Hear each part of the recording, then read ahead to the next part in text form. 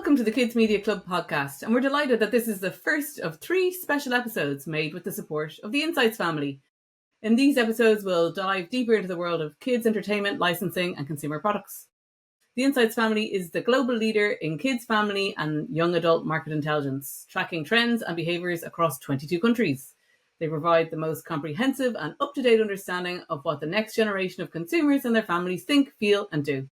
This real-time data and insight helps organizations to navigate an ever-changing kids and family landscape, de-risk investments, and drive meaningful impact. To learn how the Insights family can expand your understanding of this influential demographic, visit theinsightsfamily.com.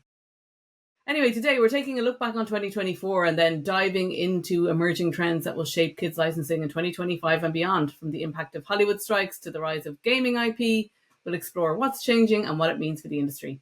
And we're delighted to have Adam Woodgate, VP of Research Solutions, and Aimee Brookes, Customer Success Manager from the Insights family, with us to dig in. Aimee, Adam, so great to have you joining us on the Kids Media Club podcast. Thanks so much for having us. Great, and it's so that time of year when we're looking back on the year that's passed and being having self-reflection and all that kind of stuff. I mean, I think it's fair to say that 2024, with a bit of a continuation of 2023, has been the year where people are so focused on evergreen franchises, established brands, established IP. We know we're hearing that from commissioners. We know we're seeing that, the household brands, continue to surge. Brands like Peppa Pig recently hitting Netflix, doing really, really well, or hitting Netflix in 2024, should I say. And we've got all these metrics where we're looking at the measures of success for a brand. And that's something that's really driving what is being defined as an established brand and franchise. Hollywood doesn't want to take risks. They don't want to risk losing money. But has it stifled creativity and innovation? What do you guys think about these metrics? Would love to just jump straight in with you on that, because you're the Insights family. So give us the insights on the insights.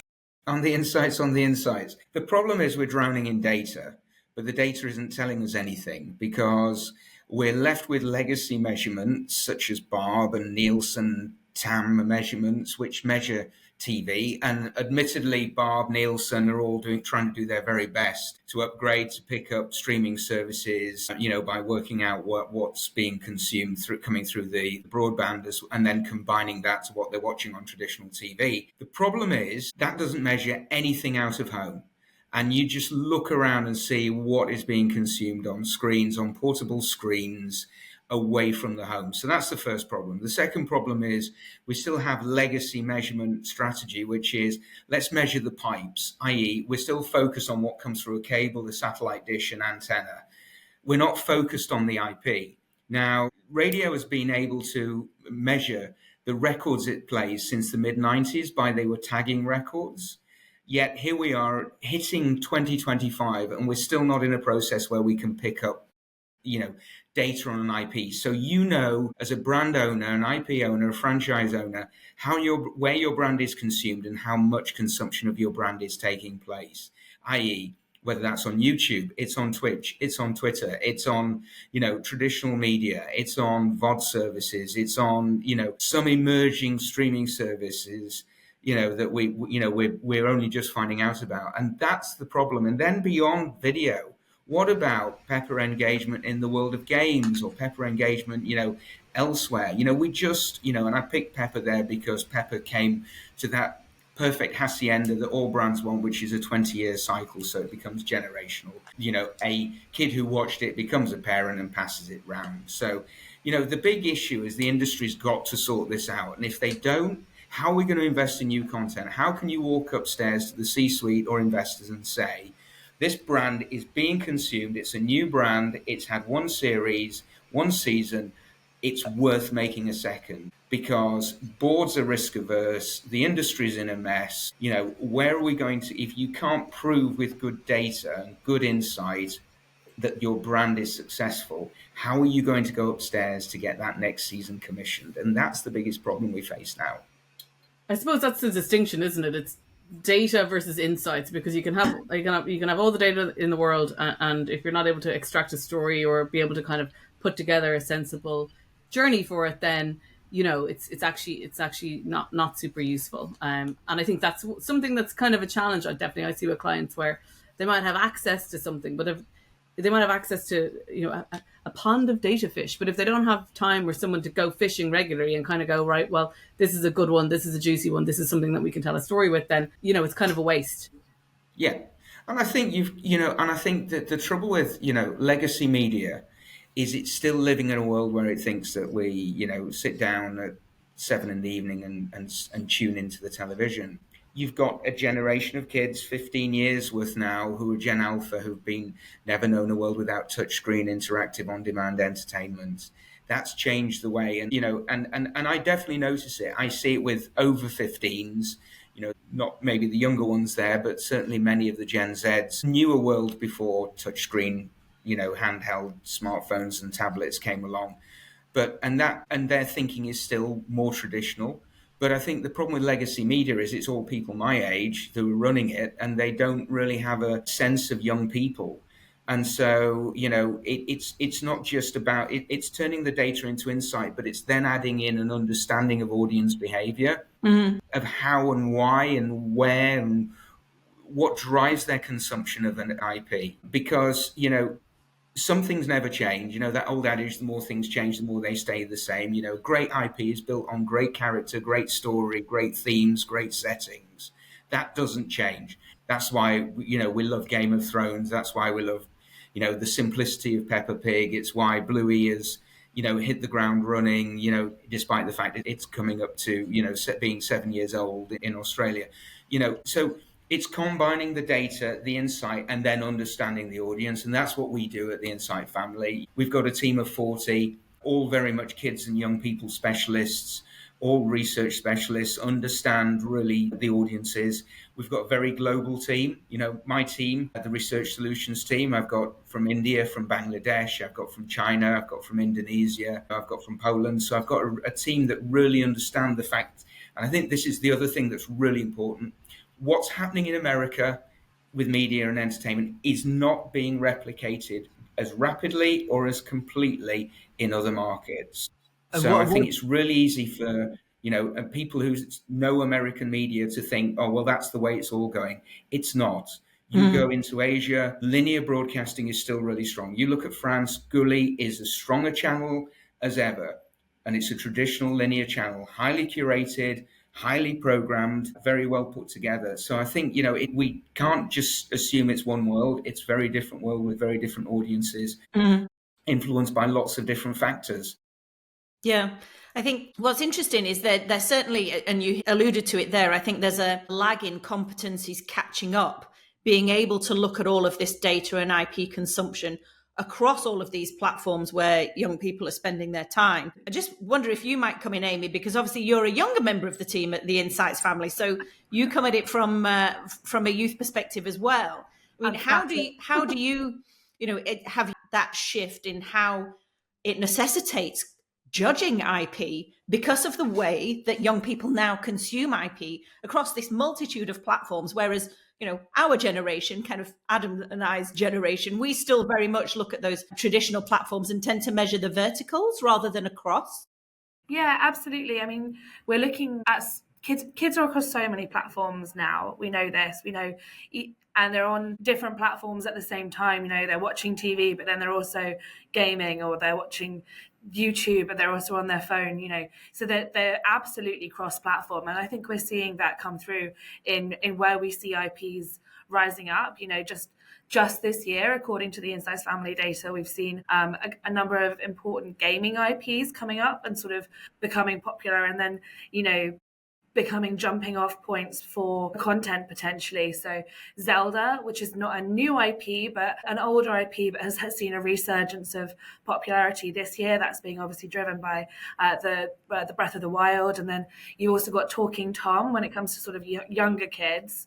Talking Tom originating in sort of an Outfit 7, a mobile game, but that's now becoming a source of content as well. So we're absolutely seeing gaming coming from completely different sources than we would have sort of expected. Even when I was a kid, you say I'm the youth voice, and I'm very flattered, but I grew up in the 90s and it was still very much TV. But I think today's generation that have got so many alternative sources for entertainment that are all feeding into each other. And likewise, we're seeing a big rise in the popularity of anime, and sort of anime basically becoming really, really big, especially in markets.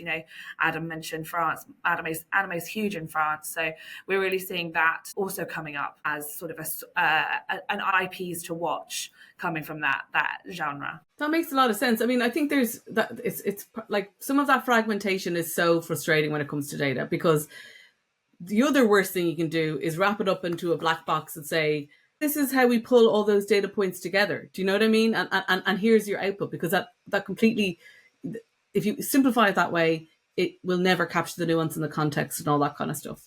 So that's something that I think is a super challenge. I mean, in terms of the big IP that you guys have seen at the Insights family this year, like name some names other than like Peppa and stuff like that, because we all know Peppa, right? What are the ones that you're seeing come through? Well, that's just it. The problem is there isn't stuff coming through, really. And,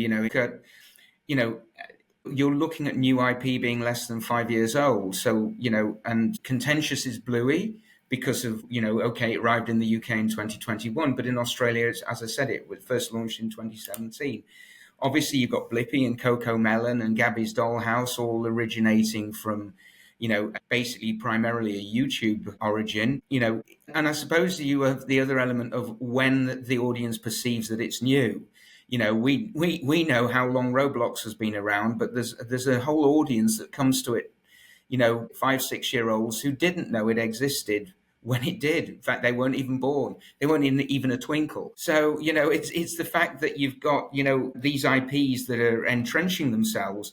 But, when we look along the long tail of what the audience is telling us, there's lots of little brands that are emerging from Asia, particularly, Baby Bus out of China. We've got, brands being pushed out from, the K-wave that obviously with Squid Game, K-pop. Well, we've now got the K-wave, a lot of Korean kids drama being repurposed for a Western audience. So we're seeing that. Aimee's mentioned anime. Anime, I think, is you can look at the anime and it's actually just let's buy the anime and voice it for our markets. Or you can look at what sits behind anime as to why the audience is engaging with it, which I think is more valuable. I think the problem, Emily, with the whole data thing is that, and I experienced this when I was at BBC Worldwide, when someone said to me, tell me how big Doctor Who is. So you'd look at Barb data, you'd get Medimetry data for other countries, you'd then look at Facebook, you'd look at the web, you'd look at all these sources and you'd go, and then you'd plot them all, and then you'd go, there's this big dirty old soup in the middle that we can't strip out. And one of the things that our data allows us to do is look at consumption of a brand on the TV, as a game, on social, as a toy. And that allows us to see, the kid who is actually a super fan because they are buying the toy, they're listening to the music, they're watching the TV show, or it looks at the casual fan who is just watching the show or staying in touch through a YouTube video. So brands need to understand that whole process of how, from a kid becoming aware and not rejecting your IP or franchise, how you build them into loyal customers, loyal audiences. Once upon a time, you did that with, maybe a comic, maybe a toy, maybe a TV show. Now you have to do it with an endless list of opportunities that you have to present to them. And what about niches in that, Adam? Because that's the other thing we're hearing. Sorry, Andy, that there can be, opportunities to build community on a small scale. And that's maybe where some of those digital metrics will come in. You know what I mean? Like, I think there's a kind of pervasive thing that you need 1,000 true fans to be a creator, because if you have 1,000 people who really are quite passionate about the content that you're outputting or the message that you're delivering, and they're engaged, they will follow with you, and they will invest, in anything you create. So what are you guys seeing on niches in that sense? I mean, there are niches. We're seeing some interesting niches in the YouTube space, creative niches and thematic niches. The one that I tend to talk about a lot because, I contrast it between when I started in TV 35 years ago and how TV was made then. And the fact that there's this YouTube channel called Ombre, and they make a little animation using Roblox, record it, edit it, and post it on YouTube. So their animation tool is a video game or a game platform, and which has a really brilliant user interface. So that's why it's so successful, in my opinion. Make easy user interfaces and you'll get your audience to use it. The same with TikTok. Think of all those COVID dances of mums and sons and mums and daughters or dads and daughters, and then they turn it into a show and they've got 10 million subscribers, sorry. In terms of other niches we're seeing, the big couple of niches that are really growing thematically are the scary, creepy one. I don't like to use the term horror with kids. I got here and they used horror and I banned it immediately. It's scary, creepy. And when you actually find out why kids like scary, creepy, it leads into something I'm going to come to in a second. It's about overcoming something. It's the putting your head behind the cushion. It's there's someone jumping out of the shadows. It's, the hide and seek. It's all of that element. It's about how we grow as children into adults. Overcoming fear is a really important part of that. And I think, obviously there's Goosebumps, there's Wednesday, there's Stranger Things. They're all those sorts of niche. But I think it also leads into where I think we need to go with kids media. And that's across all platforms. This generation, whilst being the most technically connected, has been the most disrupted since World War II. If you think about it, born just after the credit crunch, born into a world of climate change, and then kicked under the bus, for COVID, schools closed, couldn't see friends, couldn't see distant family. The one generation that probably could have survived without interference from governments was the one that was actually, kind of really suffered amongst the rest of them. But we're now, that generation is coming up with that year and a half out of school, and those are issues separate to this probably. And then we come out of that and we've got conflicts and cost of living crises. So you think about this generation, they're different to those that went before. They don't think they can be David Beckham. They don't think they're going to be billionaires. What they think is, I need to know how to survive in life. So empower me. Tell me, and these are bad comparisons, but tell me how to change a light bulb. Tell me how to change a plug.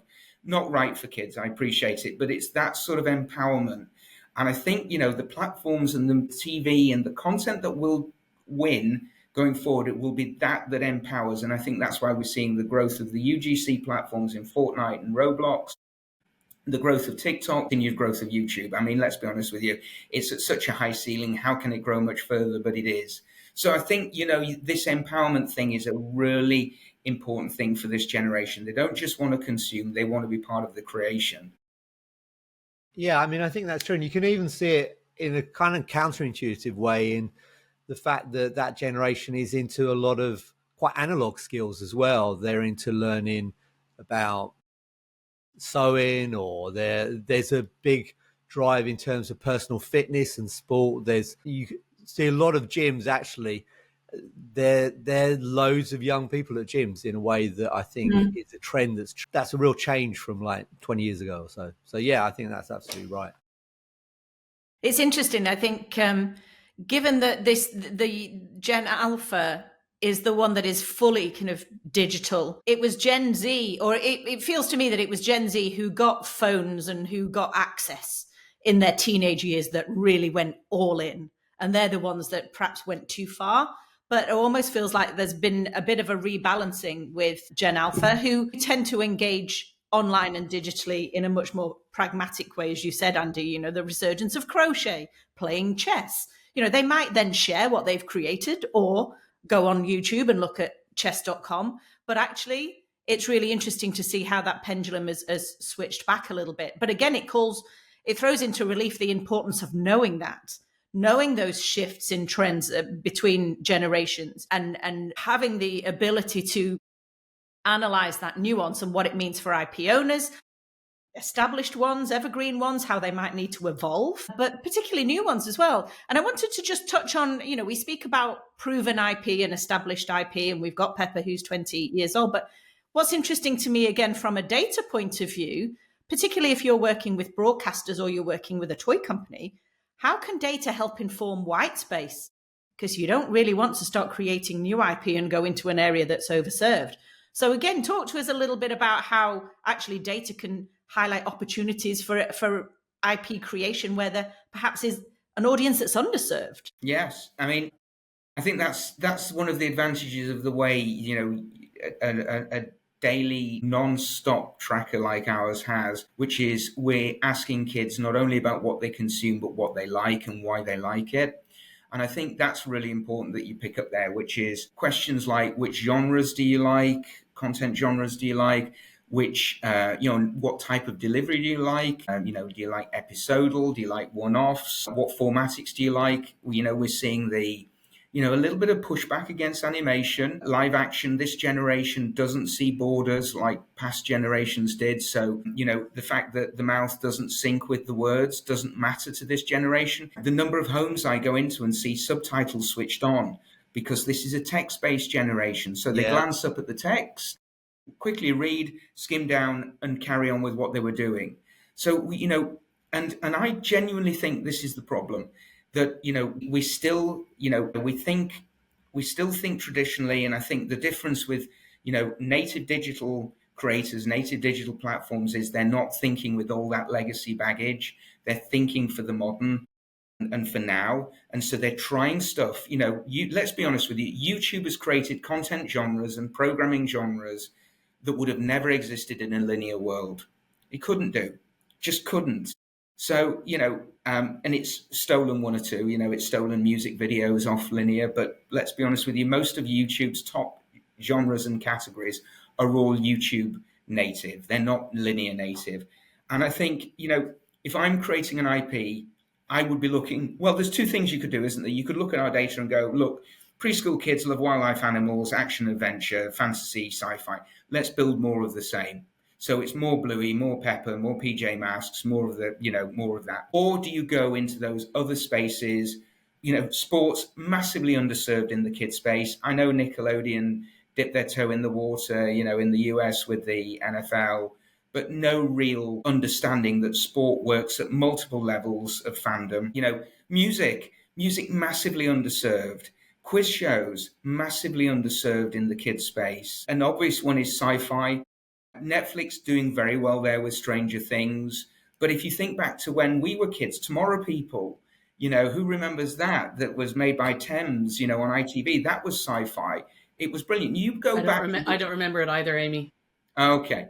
You go back and look at TV Times or Radio Times from the 1970s. I reckon you have got a gold mine of ideas for, to rework, repurpose, reboot. And some, this new word of the 2024, refined, and I think that, if I was pitching to, commissioner at BBC, or Warner Brothers Discovery or Paramount, I personally would be going into those, not the obvious places. I would be looking for those less obvious places where I could maybe make more of a mark in the way that Netflix has filled those voids. I guess the question, though, is, Adam, should you be pitching a TV show in like that anymore? Do you know what I mean? In a world where the linear model is in decline, really markedly at this stage, is that something that kids producers should be really focusing on as the way forward? Because, we're seeing these platforms, like we've said, YouTube, it just keeps on going up. It's huge. It's huge now. It's huge today. It will get bigger. Is that traditional model something that people should be pursuing? I mean, I'm not saying you cut the tap off straight away, but I feel like it's looking at these new platforms and seeing where content potential could go is a bigger opportunity in the long run. Yeah, the question is, you start with an IP, you're not starting with a TV show. The problem is that YouTube is huge, but when you drill down to YouTube channels, there's only a few that are huge. If you look, it's the classic Jeff Bezos fat head, long tail. There's probably in our data 10, 12 channels that get more than double-digit %, and then the rest are all in the 0.0%. They're just niches. TV, whatever you say, will still deliver, even in the US, still delivers more eyeballs than anything else. And, you look at Gladiators, which was rebooted on BBC One. 1.5 million kids watched that. But like, are we not? I thought the data from the US was that YouTube was bigger than streaming on No, TV. no. If you look at the Nielsen data, YouTube's up there at about 10.6%. The biggest, NBC Universal had a wobble when it had the Olympics, and it picked up a lot of viewing. It's Disney. Disney is the number one at the moment. In terms of in terms of the total media makeup. Oh yeah, but in terms of streaming platforms, I know. You still look, if even in the US, if you look at that data from Nielsen and you add up the cable plus broadcast, it's still 50%. It's still bigger than streaming. YouTube itself, and it's a bit disingenuous because YouTube, the platform, is absolutely huge. It's vast. It's bigger than anything. But when you start to add up everything else and deduplicate, then you start actually, all the TV kids channels in the UK up until about 2 years ago, if you combine them and deduplicated the audience, used to be bigger than YouTube itself. That's not happened anymore because Disney channels come off linear. We've lost a couple. We've lost CITV. So that changes the dynamic. So as I say, YouTube is the classic fat head, long tail. There are a few channels that drive lots of consumption. Mr. Beast being the obvious one, but then you very quickly get to those niche channels. But that's what YouTube is about. You can go broad, you can go deep. That's why YouTube's brilliant. Yeah, I mean, and it's also one of the reasons why there's shows created on YouTube that wouldn't be created anywhere else, because you can scale something up from a very small base and a very small audience. And if you've got 1,000 fans, that's probably enough for you if it's a small enough topic. Yeah, I mean, I think it gets back to the fact that the right strategy is kind of more of a transmedia strategy, I think, for IP brands. The TV will be part of that, hopefully. And YouTube will be part of that strategy as well, I'd imagine. Yeah, I mean, as I say, you're thinking IP. I'm working with someone who's creating an IP, and we're working out how we roll that out. And there's a timeline of which TV isn't the start. It's not the start. In fact, it's 3 years into the timeline. And that's what you should be doing. Sarah DeWitt at PBS Kids, brilliant. Her logic is, when someone pitches to her, is how can we turn this into a 360-degree offer for our audience? Because they know they're not all watching PBS Kids. They're consuming the web. They're on the app. They're playing the games, And that's what you're doing with the brand. You're creating an IP now. And Joe, you'll remember from your BBC days, the number of times, certainly I was there, when you'd be in a meeting room and they'd say, right, we've got this new TV show. And you'd go, well, where is the app team? Where's the games team? Oh, we'll go to them later. And that is fundamentally the problem, because you've got to have everyone in the room at the same time, because, whilst kids want to consume their favorite brands on all the platforms that are available, they still tend to gravitate to the native platform. So in other words, the best game will always originate as a game. It won't have been the TV show version of the game, or vice versa. And even as good as things like The Last of Us and Halo and other TV adaptations of game IPs or film IPs, or film adaptations of game IPs, tend to still be bigger as the game than the adaptation, because the audience tends to go back to the native platform. And I mean, just to pick up on that point, there were a lot of mishits. There were a lot of failures of TV adaptations of video games in the last 10, 15 years. I only really started getting it right recently with The Last of Us and the likes. So it's not been an easy journey, and actually does, again, necessitate that actually storytellers have got to you've got to think about that distribution right up front. Like you said, in the room, almost in the development stage, you've got to think about the distribution of that story. How can you articulate your characters and your world in 15 to 30 seconds for the TikTok? What's the linear core content side of things if broadcast is your next port of call? How do you go broad and how do you go deep for YouTube? What is the gaming, the app play? All of those conversations now to facilitate, one, creating an IP that's going to resonate, but two, for cost and production purposes, really, you've got to think about all of that up front, because you don't really want to be summarily recreating all of your assets and having to retell stories every time you bring in a new platform. So I think that's really interesting, is this, and insight and data is really key to that, because you need to know how your potential audience is going to want that story delivered on those platforms. We talk a lot about delivering to need state on those platforms, and it really is fundamental to know that audience up front. So I think, it's really key to have that insight so that you can deliver your stories and your characters effectively. I wanted to talk a little bit about teens, because we spoke about teens before when we were doing the prep for this, and I thought it was really interesting about, you mentioned, Aimee, it was something you brought up.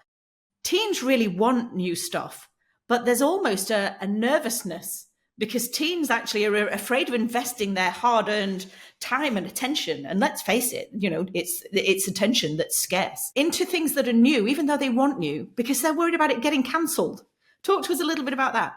Yeah, absolutely. I think, just thinking back to my own experience as a teen, and I think everyone has this, when you're into things as a teen, you get so into them.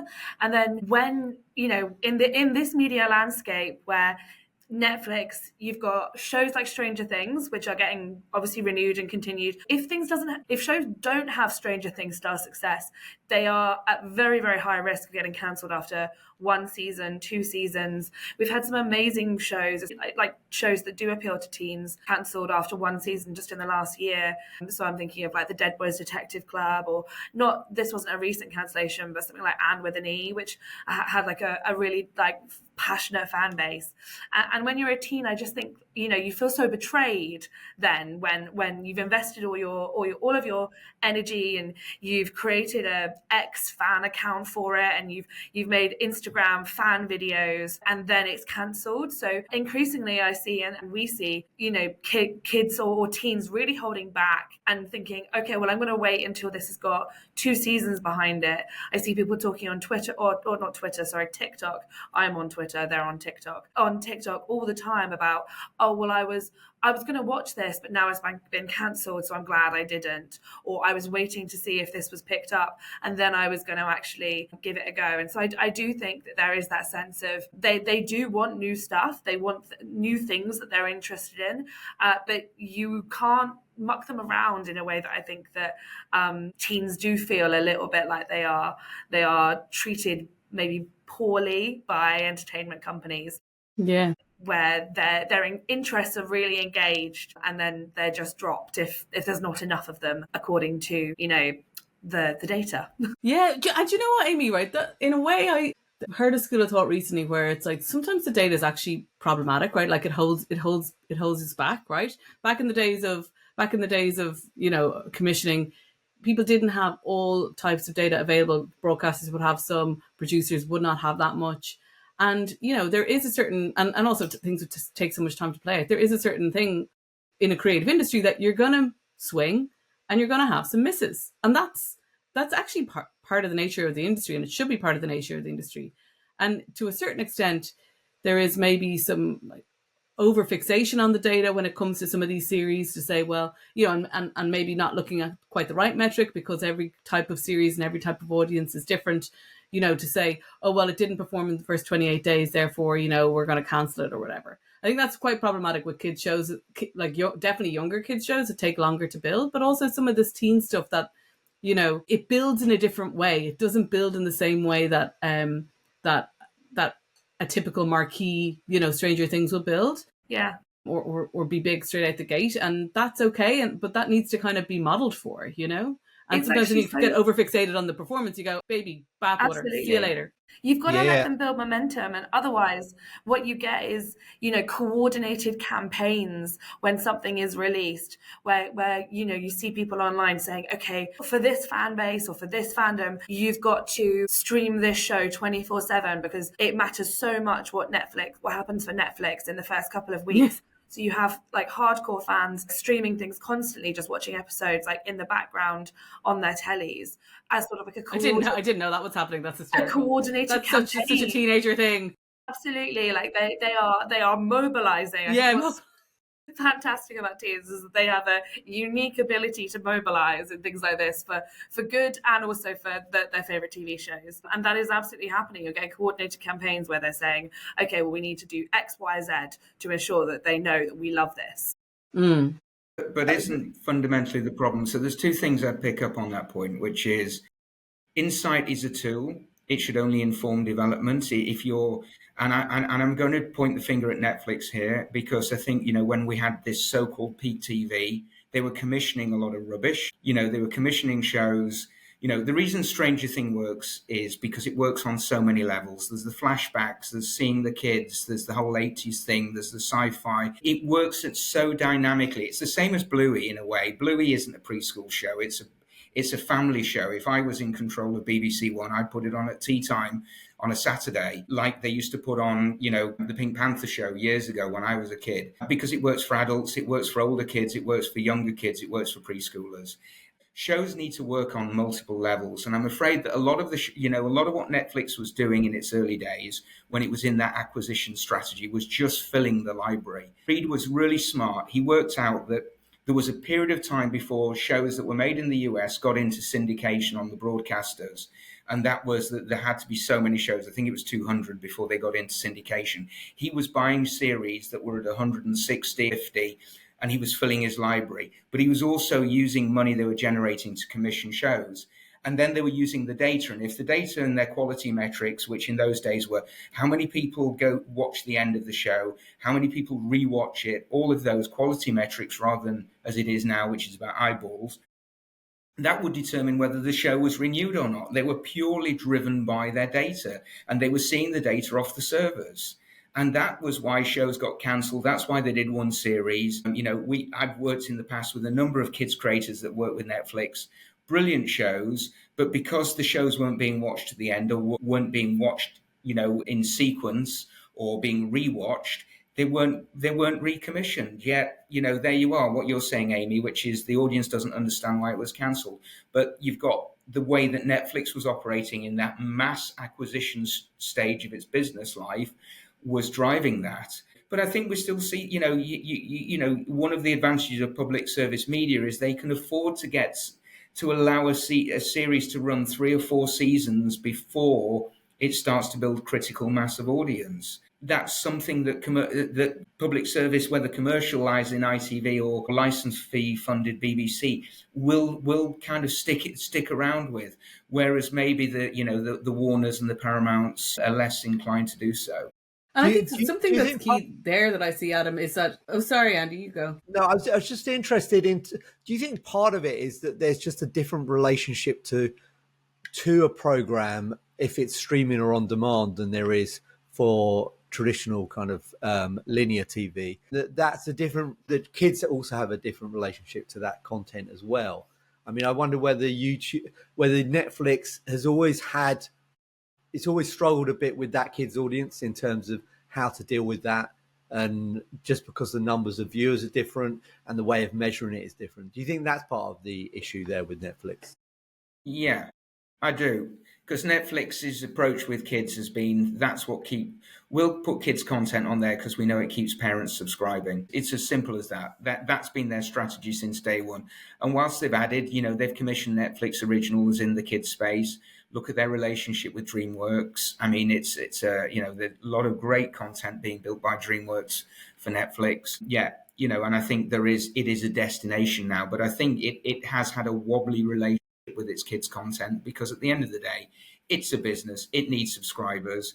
It's hit that ceiling now where it now needs advertisers as well to fund what it does going forward. So it is just another content engine, if you like, the content source that people go to. But I do think there is definitely, you've hit on something there, Andy. We see it in, which is the relationship between the media, the content, and the audience. There is a different relationship with broadcast because someone's curated that.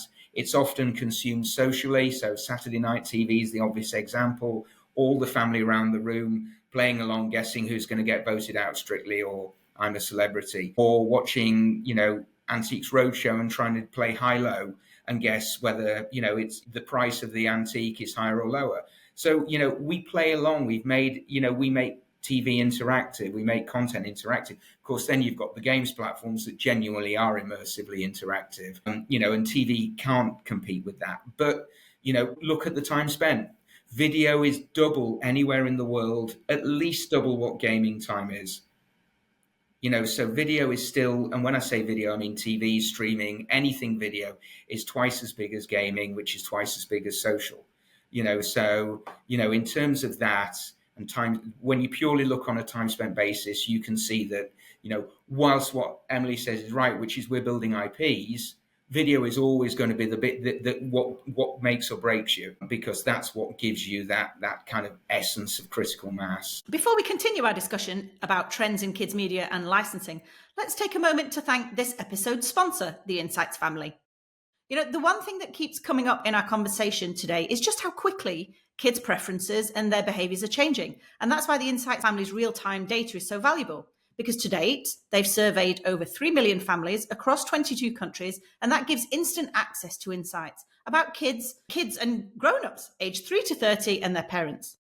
What makes them unique is this continuous research approach. So they're constantly collecting that real-time data, which means that you're always working with current insights and not information that's outdated or sales data from last year, for example. So if you're making decisions about products or content or licensing, you really do need this kind of up-to-the-minute intelligence. So visit theinsightsfamily.com to book a demo and see how their insights can give you a competitive edge. Yeah. I'm just going to touch on something you mentioned there, Adam, because I think this is something we should dive into a bit more. I'm not saying right now, but something that needs to be looked at by the industry is this thing of like kids content drives retention, not subscription. And, I'd love to be able to get into that a little bit more. I was speaking to somebody about it yesterday, where I was using the example of Bluey and Bluey the Sign, right? So Bluey is the biggest thing since sliced bread right now in kids.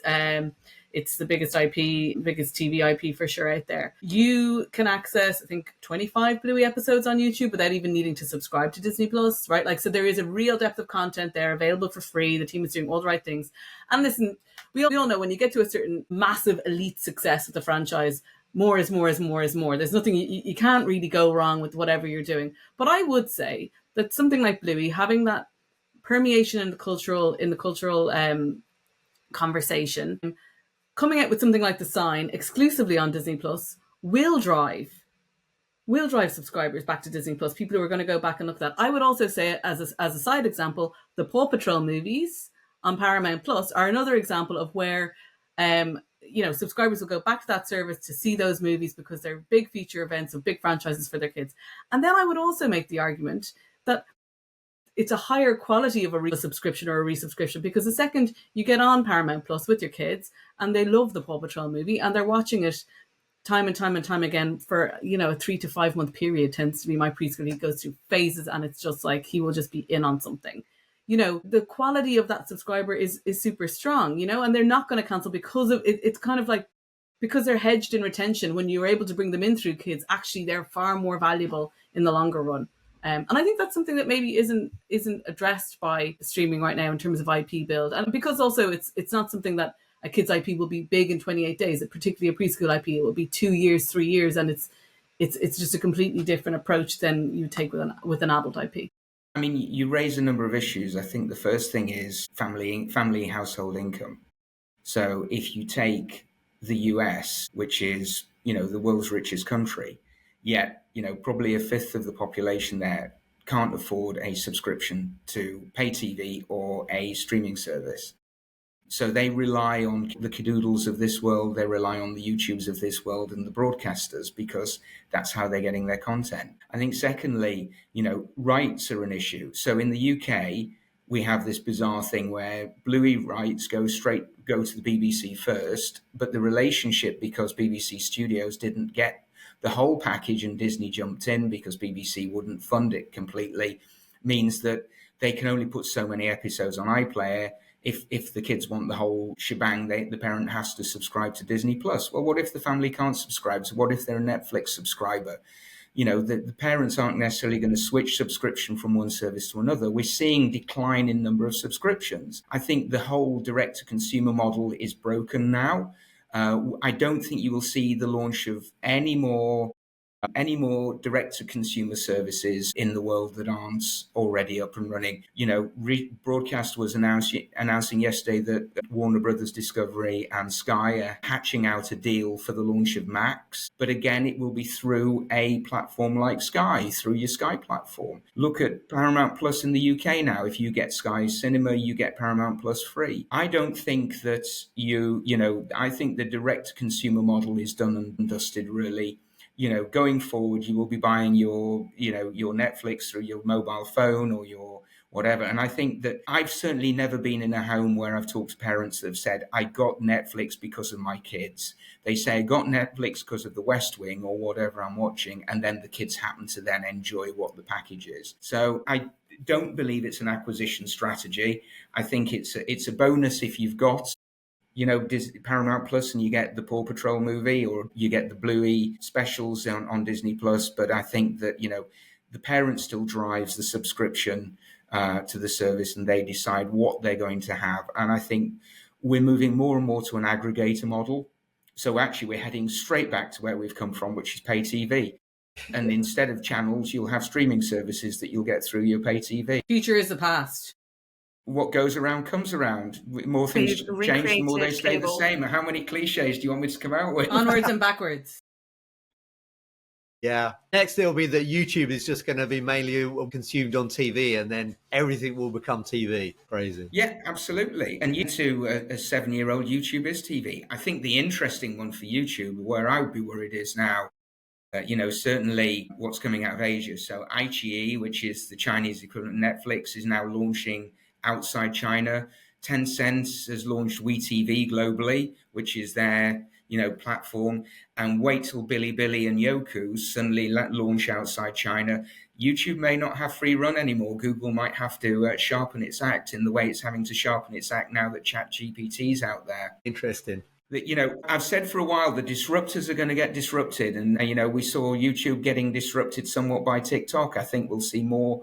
Netflix has been disrupted by the newcomers in streaming. I think we're going to see more. I think that, for me, the obvious, big route for video is fast, free ad-supported TV. I think, look at Tubi, look at Roku Channel, look at, Pluto TV, easy to access, don't have to pay, don't have to sign up, easy choices, and very, very distinct programming offers.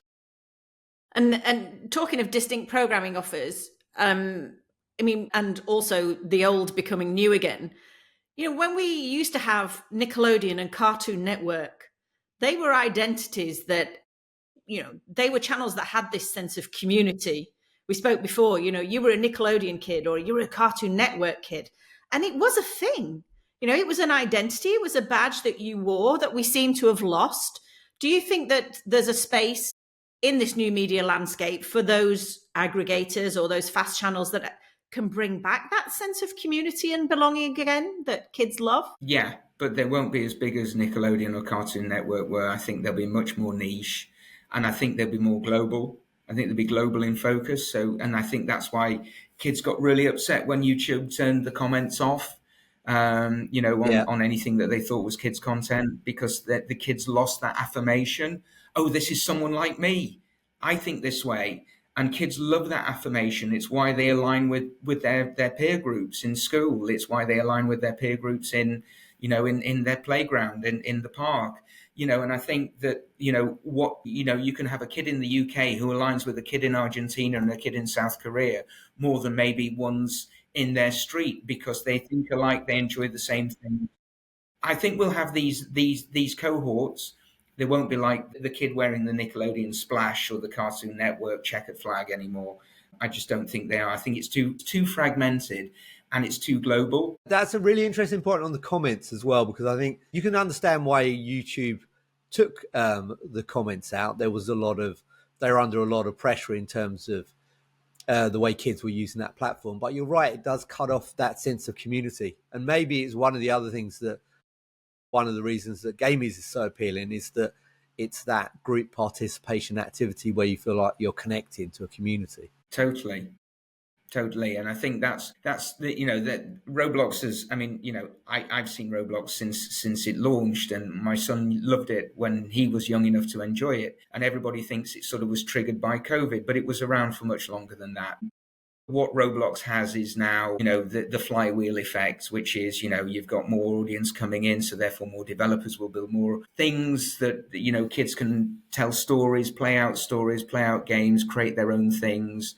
I think my biggest worry about Roblox is that, this drive for them to move away from what their core is, which is the kid. I go on there and I just think they're under so much pressure from Wall Street to show growth that the danger is it just becomes a giant ad platform, with integrations with brands that mean nothing to kids. And I remember talking to a kid, and I'm going to bleep myself out, but he said, "You adults have bleeped the real world, don't bleep our world."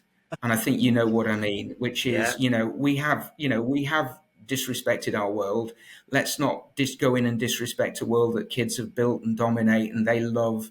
And that's probably, Joe, in fact, in answer, they probably would wear the Roblox or the Minecraft or the Fortnite t-shirts, because actually that's probably those last big fandoms. But again, they're platforms. I don't think you'd ever see a kid wear a YouTube t-shirt. No. But you're right. I do think kids very much feel like Roblox is their space, much like they did with YouTube. And then along come the grown-ups and the corporates and they ruin everything, don't they? Yes. Yeah. And that is a bit of a shame.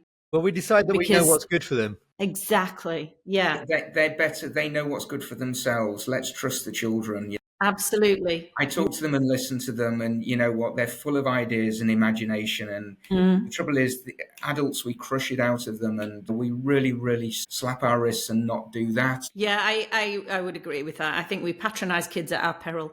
But let's talk about that fandom and that fanatomy that you talk about. Again, when we're looking at creating content, and hopefully we get to the stage where we're looking at licensing and merch, which is a key revenue stream for IP and brands. What does an IP owner need to be aware of? What do they need to measure so that they can assess this kind of notion of traction? How do they know when they've gained traction? Let's dive into that. Aimee, do you want to have a blast at that?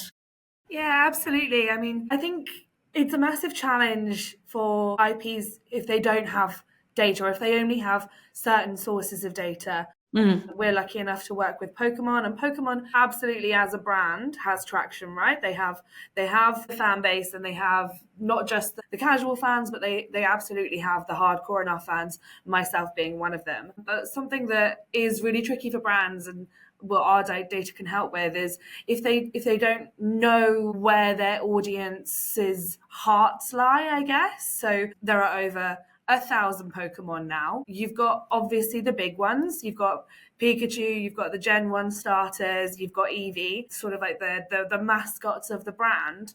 But they've got Pokemon Horizons, which is a new show with a new protagonist, which is currently airing. You're talking to a new generation of kids. And especially when you're talking to kids, and not just adults like me who have been fans of Pokemon since I was 7, you want to think about how to reach them. And you don't just want to say, okay, well, let's just reel out the same Pikachu merch again and again, because we need to appeal to our new audiences. And that's something that I think that you really need the data for. Some brands potentially only have data coming through from their existing licensing deals. So, you go with a certain cast of characters, you pick the most popular ones, and then as a result, you can only ever validate that those ones are popular because they're the only ones you're taking a chance on, which, puts you in a chicken and egg situation. The data is so important, and you need multiple different sources of that data to be able to make the decisions you need to make, and to then talk to your stakeholders and convince them and say, actually, you need to go with this character. We know that they're new, but there's a reason why we're saying they should have licensing, or it's like, it's an echo chamber, isn't it? If you're making decisions only on sales data for characters that you have already licensed, then you're going to end up just believing that they're the ones that are perennially popular.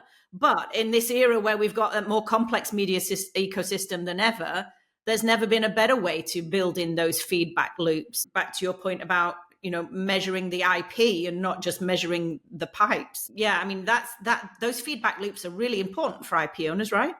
Yeah, definitely. I think there's another element that will drive your consumer products merchandise strategy, and I think that's parents. I think the problem you've got is, and I've experienced this, is, if you curate something that's so perfect, parents leave the room. They don't see the kids' expressions. They don't hear the laughter. Because they've gone out of the room. And we see this with shows like Bing, and we see it with Daniel Tiger in the US. And, you think you've got a really popular IP, but the toys are sitting on the shelves because it's the parents that buy the toys, or their parents that tell the grandparents or the relatives that, they love this show. So I always kind of, when I say edge, leave a little bit of edge that the parent has to stay in the room with the kid so that they see the joy and the laughter and the expressions on the kid's face, so that they know that if they buy that Bing toy, that new Pokemon that they didn't know, because they only know Pikachu because they watched SMTV Live with Ant and Dec, so that's all they remember. They don't know all the new characters, but the kid does. That's really important, and that's a really important element of the process, is understanding the parents. But to your point, Joe, about feedback loops, YouTube's got the ultimate feedback loop. I've always said it before. The YouTuber wakes up, they have an idea at 7, record it at 8, edit it at 9, upload it at 10, they've got data at 11. No TV is that fast. No product in the world is that fast. And that's the ultimate feedback loop. And they can adjust and change based on what feedback they're getting. The only time you get that is in live TV, where, if you've got a duty office taking calls, screaming at you because someone on there the audience doesn't like.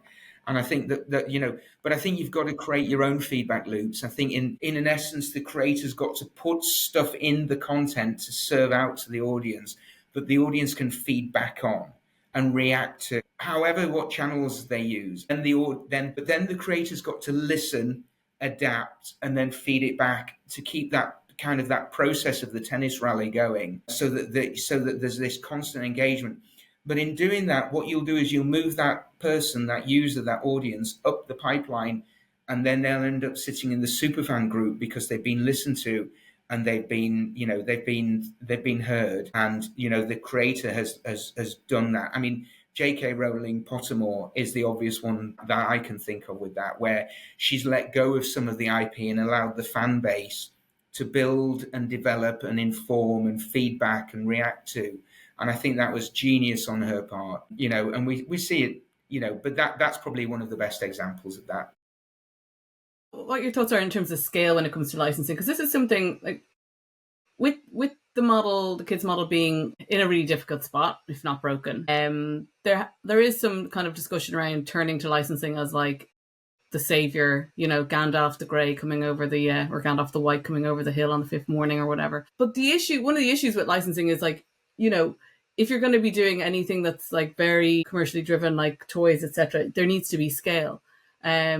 And if you're not doing anything like that, well, first of all, doing anything like that is a big risk. And there's plenty of licenses that have burnt, even the biggest of the toy companies over the years. Definitely seen that happen.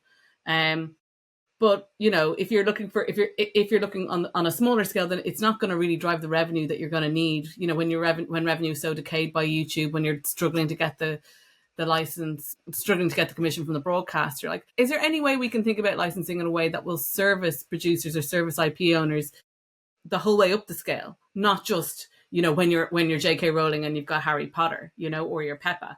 We come back to Peppa, You can do smaller niche deals, and use, but you've got to understand that core fan, haven't you? You've got to understand how big that core fan audience is, and what kind of relationship you can have with the person who's prepared to take the master toy license or the master clothing license or whatever. It's easy when you're Bluey because everyone's knocking on your door to get the license to make some Bluey shirts or sweatshirts or pajamas or something. If you're further down that food chain, further down that sort of long tail rather, it's harder. You're going to have to work harder. You're going to have to do niche things. I was thinking, I was hoping that the question might lead Emily in a direction of, new revenue sources for media, which I think is where Roblox comes into play, because I think the ability to sell skins or merch online and in the Roblox space. So if you've got one of these new Pokemon characters, let's say, and I'm probably the bad example, but you've got the Pokemon character and you want to, customize it to your spec, with a green wig and a purple jacket and sky blue shoes, you can go and spend your Robux, your pocket money there. And that's a new source of revenue that probably IP owners didn't know was available.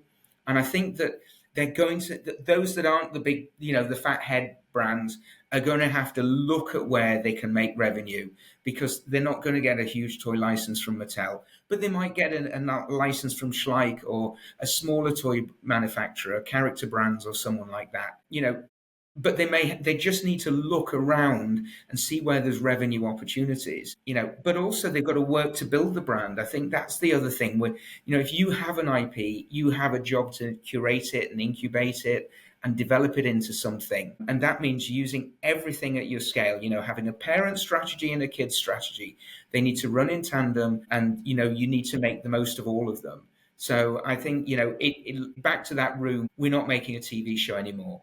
We're making an IP, and we've got to think in that complete spherical view of how to get that IP out to an audience. And I think that's where a lot of creators have almost shown up, the more traditional IP owners, in their ability and their knowledge. They've undone a lot of these incumbents because they do that multi-platform thinking. They inherently test and learn and iterate far quicker than IP owners tend to do. And when you look at, although they're big creators, you've got Sidemen, you've got Mr. Beast creating their own products. They're disintermediating a lot of these licensees. They're going straight to manufacturers. They're making their chocolate bars. They're launching their fast food chains and their hotels and their drinks brands. So I would suggest perhaps, Aimee, we actually could learn a lot from how they've built their IP, how they've managed their relationship with their audience. What can we learn from these creators who are the incumbents that are in some cases showing us old folk how it's done? Yeah, I think what is so good about the creator sort of economy is that they know that they have to speak to their audience, and they know that relationship relies on their audience buying into them, right? They have to be authentic. I think younger generations are absolute bloodhounds for inauthenticity. And so they are able to be a bit more flexible in terms of navigating that relationship. And it's an intrinsically what's the word I'm looking for here? It's an intrinsically two-way relationship at the start, and so as a result, that carries through, even through when it comes to something like licensing, when it comes to making merchandising. I think I gave an example when we spoke about this last time about an ad I'd heard, which had clearly been done by sort of someone in a big brand, and there was certain language that came across as very corporate. They kept referring to the brand by their full corporate name. I love them. Rather than what everyone else calls them.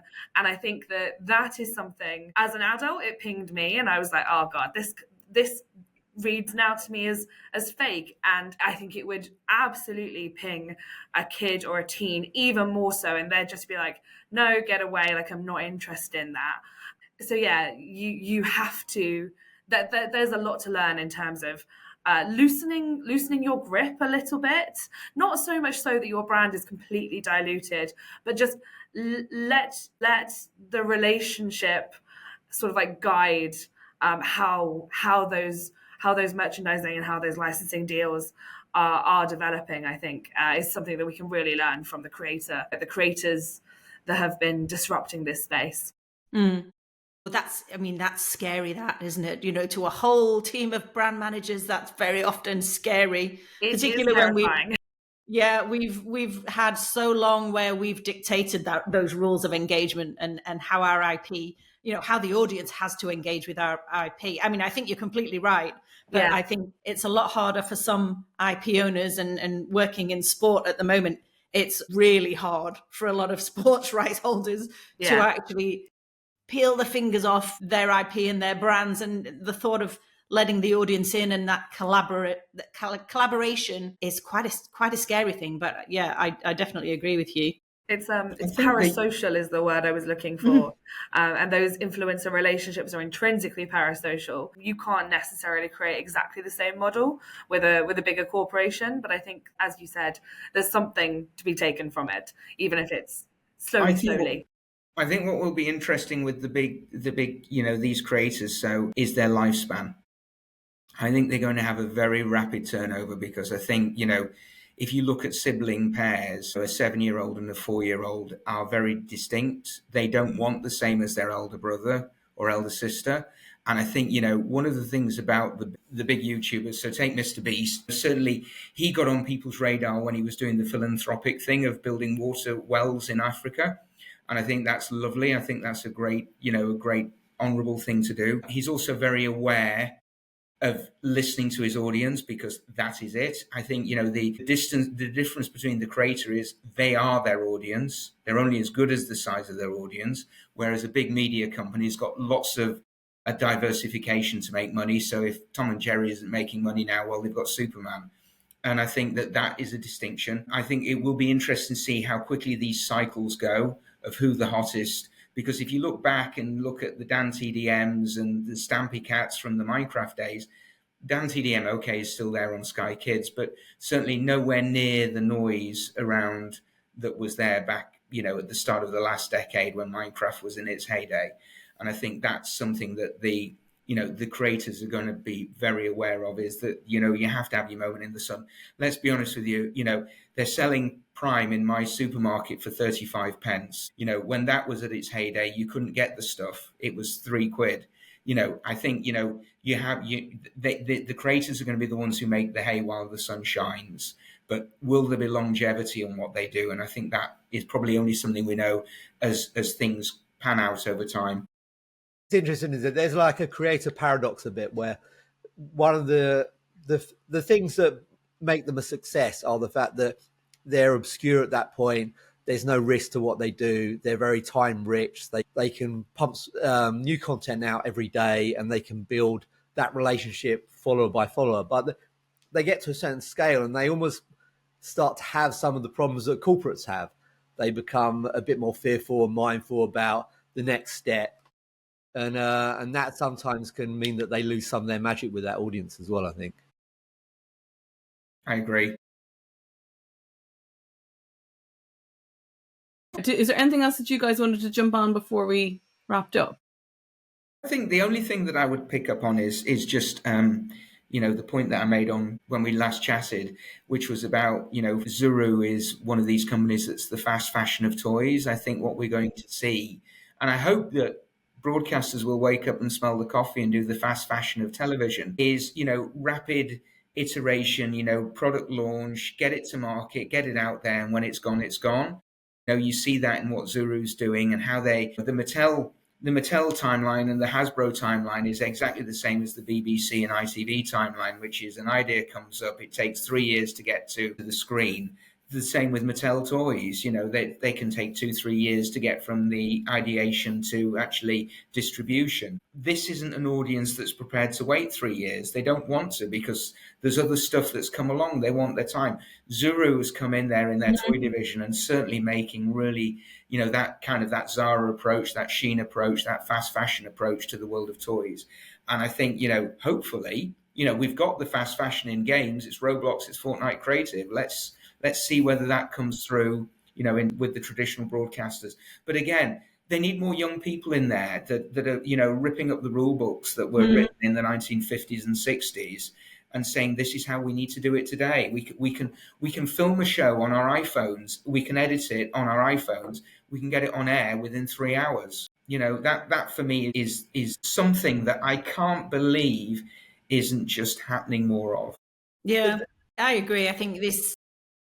Sorry, Andy, you go. I'm just going to say that's interesting, because one of the questions I was going to ask was when you mentioned about Asia before and the Asian market being different from the Western market, was where the new IP in Asia was coming from. So would that be an example of where you think the new IP in Asia is coming from companies like Zuru that are kind of putting out new kind of product all the time?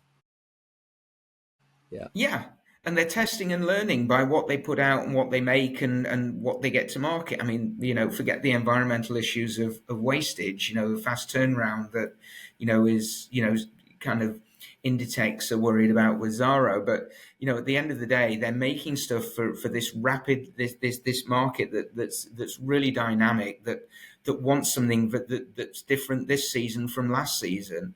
And I think that, what's coming out of Asia, particularly with the K-Wave, from South Korea, Chinese animation. There's the thing about China is, such a big country, so much steeped in history, so many great stories there that can be adapted and used in a Western framework. So I think we're going to see that coming out. And I think the anime thing, as I say, you can either use the pure let's just buy the shows, or what sits behind anime about resilience, building character, resilience, standing by your friends, doing the right thing, being the antipathy of Hollywood formula. Yet, what you were saying, Emily, earlier about another show about dogs, another animation about dogs or cats, or fluffy and doughy-eyed. Kids are a little bit more sophisticated, I think. Their access to technology is increased their sophistication a little bit. And just back to the point about licensing, again, that those technological advancements that has enabled a toy company like Zuru to be much more agile and nimble and not have to create 50,000 minimum order quantities of certain SKUs of toy. Actually, they can do much smaller runs. That, in a sense, does open up licensing and merchandise to a much broader range of IP. Again, when it's such an important potential revenue stream for IP owners and creators and smaller producers, what it really helps is now back to that 1,000 true fans. If you've got 1,000 true fans, but those 1,000 true fans, most of them really would buy a toy if you could find a manufacturer that will only make 1,000 of that particular toy and that SKU, then actually it starts almost democratizing licensing and merchandising in a way that for a long time really was just the preserve of the behemoths, the massive IP, the massive studios, then the Mattels and the E1s of this world.